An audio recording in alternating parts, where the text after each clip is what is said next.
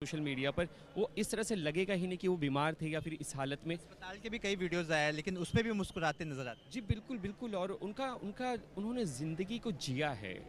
किस तरह से एक-एक लम्हे को जीना है, उन्होंने एक-एक लम्हे को जिया है, तो उसको कहते हैं कि जीना।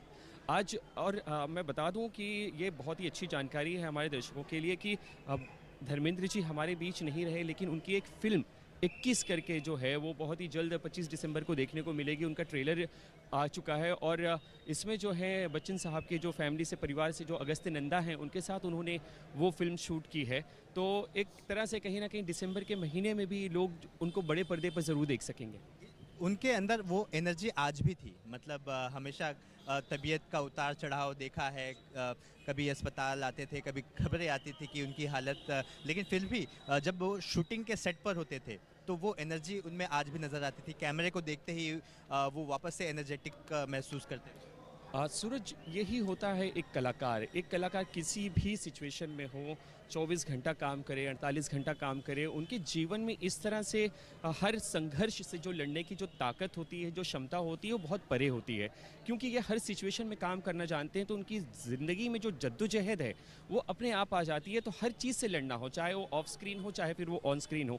बात जब ऑन स्क्रीन की करते हैं, तो फिर ऑन स्क्रीन जब वो शूट करते हैं, तो ऐसा लगता ही नहीं है कि किसी तरह से उनकी हालत ख़राब है या फिर एज के कारण पूरी तरह से कैरेक्टर में आ जाते पूरी तरह से वो कैरेक्टर में आ जाते हैं। अभी आप यकीन मानिए कि अगर आप वो ट्रेलर अगर देखें 21 का, उसमें आपको एहसास भी नहीं होगा कि वो बीमार हैं या फिर किसी तरह से जूझ रहे हैं अपनी ज़िंदगी से। लेकिन जब वो ऑफ स्क्रीन भी होते हैं, तो वही हंसता हुआ, मुस्कुराता हुआ चेहरा वो सोशल मीडिया पर अपने दर्शकों के सामने, अपने फैंस के सामने रखते हैं। हर वो चीज़ वो अपडेट देते हैं, जिस तरह से बच्चन साहब जो है हर संडे को अपने फैन से आकर मिलते हैं।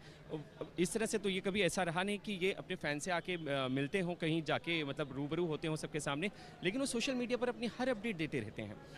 जी।